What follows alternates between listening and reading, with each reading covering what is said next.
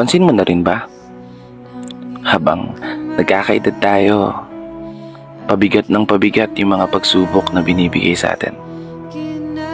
Habang namumulat tayo sa realidad ng buhay, pahirap ng pahirap yung mga pasanin. Tipong kapag di ka nagtrabaho, wala kang makakain.